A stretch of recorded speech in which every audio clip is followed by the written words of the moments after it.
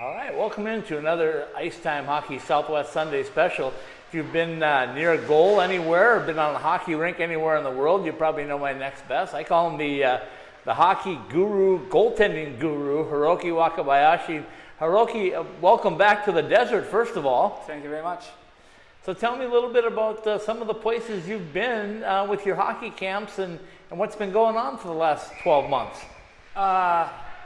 So I don't even know where to start, but after last season, I went back to Japan from April, first week of April till the end of May, and I ran a lot of goalie schools and hockey schools over there.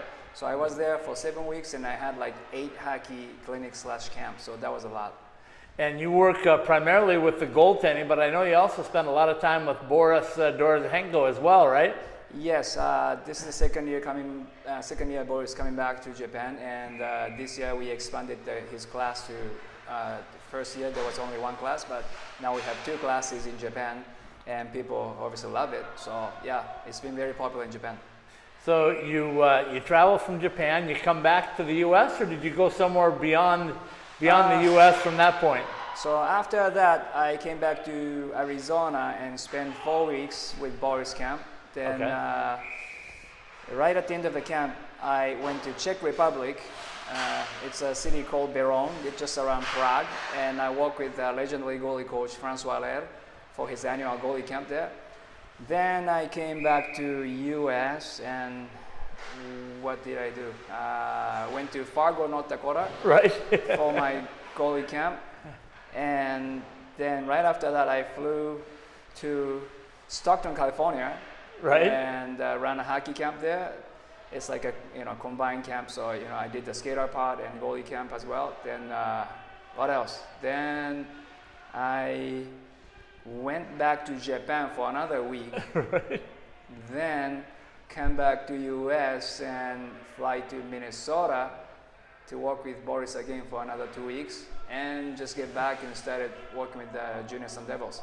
And I joked with you on social media a little bit that you got a chance to go to the Minnesota State Fair, and I was saying that we're going to have to get you some bigger goalie pads. You keep eating all that Minnesota State Fair food, right? Yeah, that was the second time my wife and I went to the State Fair. It's always great to go there, and their French fries and corns are just great. So tell me a little bit about if there's been any changes you've seen in goaltending or things that you've implemented this year into your goaltending camps as far as what you're doing with goaltenders, or is it pretty much status quo? You mean the technical side of what I do with the goalies? Right.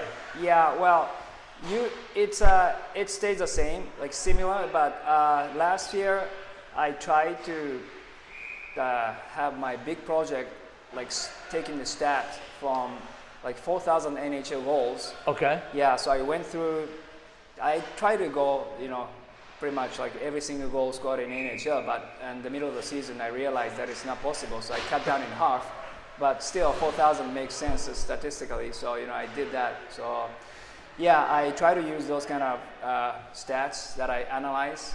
Then the next big thing I have to do is the more deep analysis on what I did last year from the stats. So yeah, I try to apply what I learned from those kind of stats in NHL.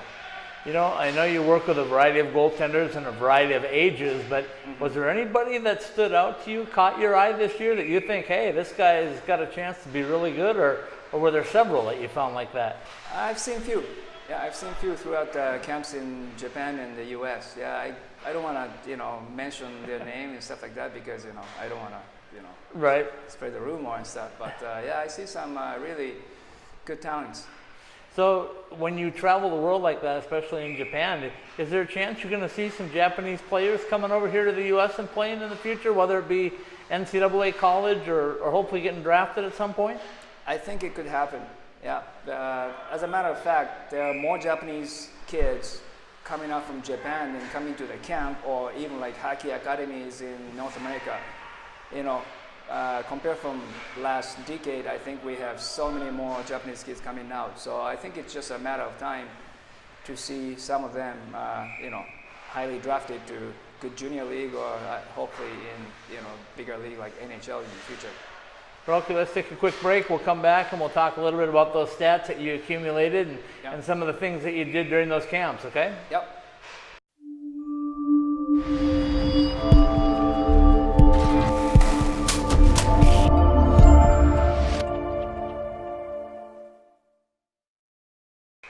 And we're back, another segment with the goaltending hockey guru, Hiroki Wakabayashi. Hiroki, you were telling me in the first segment that you looked at a lot of NHL goalie stats. So what did those numbers tell you when you got a chance to analyze them? Yeah, first of all, that's stats mainly focusing on how the goals are generated from, like, where and how, you know, those kind of stuff. So usually you see, like, you know, how the shot's located, like where, from where the goals are scored directly. Right. But I dig down a little deeper, like how the passes are produced from, like, couple plays before. So I plotted out pretty much from pre-shot 3, pre-shot 2, pre-shot 1, and shot, which means I went back like 3 steps behind what the goal score. Okay. You know what I mean? It's tough to explain in English, but that's what I did. And like how it created, like carry the puck or pass or shot, what kind of shot, slap shot, you know, wrist shot, with or without the screening, stuff like that. So it's a big stats, and, you know, like I said before, I still need to analyze a lot out of it.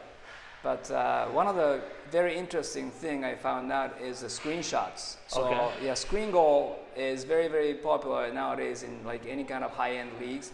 But very interesting thing I found out is the goalies actually screen more by your own defenseman or your own teammate rather than the opposing players. Player, right? Yeah. So that can tell coaches a lot of things, because you want to block the shot, but it happens more often to goalies that you try to block the shot, but the shot is actually going through your own defenseman's legs or something like that. It happens more than the offensive player's legs. So that's pretty interesting thing to figure out.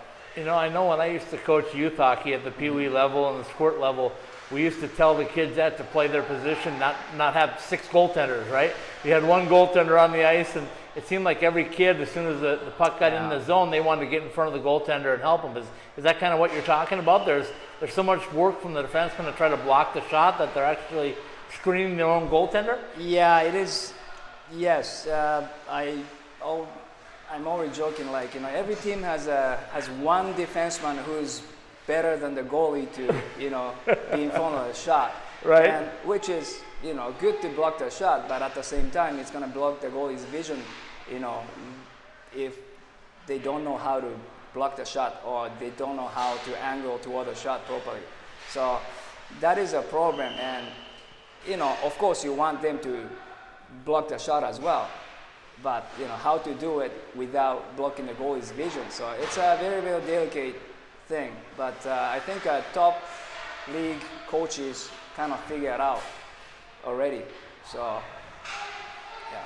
You know, Hiroki, I had the privilege of covering the Stanley Cup final this year in Las Vegas, and I'm sure you saw, as everybody saw, the great save that was made by Holtby in Game 2, which really preserved that victory. And talk a little bit about the athleticism you're seeing in goaltenders right now, the ability to not only anticipate a shot, but to have the skills and the athleticism to get there to do it. Yes.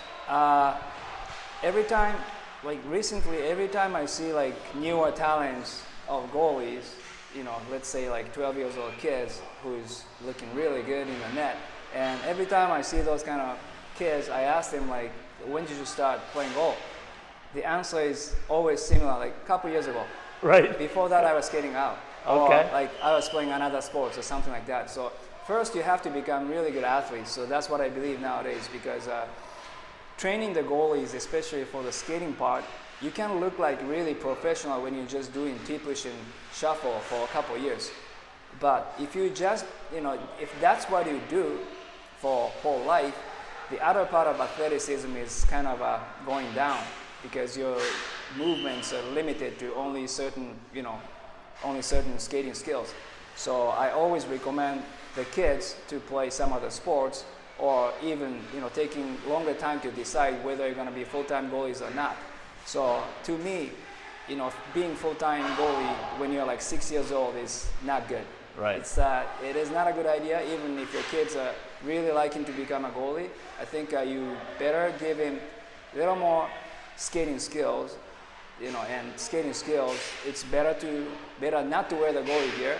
It's so much easier for kids to obtain the skating skill that way. So I think it's always better to play other sports, and always better to play other positions in hockey as well. Okay, Hiroki, let's take another quick break, and we'll come back and we'll talk a little bit about some of the equipment things that are happening with goaltenders. We'll talk about the size of goaltenders, and then we'll finish up with your work here in Oceanside with the Desert Youth Hockey Group and the Junior Sun Devils.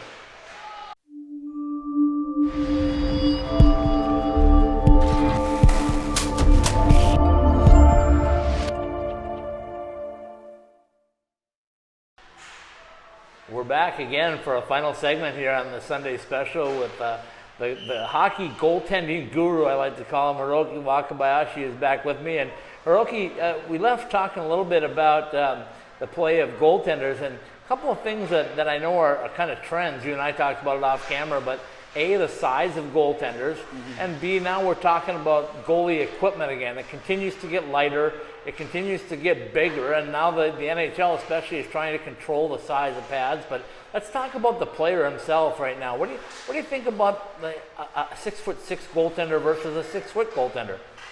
Well, obviously, for many part of the game, size helps. Right. That's for sure. And yeah, that's for sure, but I believe it's not bigger the better. Because if you're talking about the holes inside of your body, let's say the 5-hole, if you're 6'7", your 5-hole can almost expose the whole net from the puck point of view. Right. So, yeah, I'm not kidding. If you take a look at the net from their 5-hole, you can see the whole net. Right. So that means their upper body is not really covering anywhere. So Right. that's going to lead them to go down for every shot, which is going to be very tough for their knees because they're already tall and heavy. Yep. So that's part of the reason I think, I don't know because I don't really have the scientific study of that, but I think that's part of the reason bigger goalies tend to get injured more than regular sized goalies. So I still believe not really bigger is better. And let's talk a little bit about equipment. I know every time you go out and look at the goalie shops, you find out that the pads are lighter, right? They're quick release stuff now to get them on and off quicker. I know right now there's been a push for the goalie skate to be custom fit, things like that. So give me some of your thoughts on equipment, where it's going, good things, bad things that you've seen. It's going good, I think. And again, I know NHL is trying to regulate goalies gear more, especially for the shoulder pads. But again, this is not bigger the better, I believe, because if you cut down here and there, like shoulder and stuff like that, they can actually get a little extra mobility as well. So if you think about that, I think it's going good direction. I just don't want them to go beyond the point, like sacrificing a little bit of a safety point of view, and that's all I'm asking. Talk a little bit about your job now. You're back here in your comfort zone at Oceanside. You got your Junior Sun Devils that you're working with. First of all, talk about the groups that you're working with. What's the youngest age? What's the oldest age? So yeah, after spending many years with the Junior Coyotes, I moved to Junior Sun Devils now, and my job is a goaltending director. So basically, I work with all the goalies, work and oversee all the goalies in this organization, starting from U8 to U18. Okay. So do you get them individually sometimes, or do you work with them during their team practices? How does that work? Both. So we restructure the skills session, which is very popular in any kind of a youth organization. Skill coaches coming in, and including goalie coaches, and work with the individuals, work for individual skills. And we restructure it that way, so I can work with every single goalie for 45 minutes in the skill session. And that happens Monday night. Then other than that, I'm coming to the practice for each team, first 30 minutes of the practice, so I can work with the goalie. So yeah, what we try to do is getting more structuralized goaltending development program instead of just, we have a goalie guy and he comes out, Right. So we try to set up the structure, like we can call it a goaltending development program here instead of just having a goalie guy. So that's what we try to do. I have to ask you, since you see goaltenders of all ages and from all over the country, where does Arizona rate in goaltender quality right now with what you've seen in North Dakota and Minnesota? What would you say? Is our skill level here caught up to them? Are we better? Where are we at? I think we're getting there. And obviously, talent pool is not as big as like North Dakota and Minnesota. So, so we don't have many goalies, and that leaves less competition. Right. And which is very tough part because we only have a couple of AAA teams, so the competition there is not as good as what you see in other countries or other more hockey popular area. But I see the skill developments for sure, and yeah, I try to help the goalies to become much better, and hopefully someone's gonna be really high-end goalies from this area. Hiroki, I appreciate your time as always, and we'll be watching you and watching your junior Sun Devils throughout the year. But anybody wants to get a hold of you directly, they can reach you, I guess, on Twitter or your website to reach you. So why don't you throw the website out there as where they can reach you if they have questions. Yeah, thank you very much.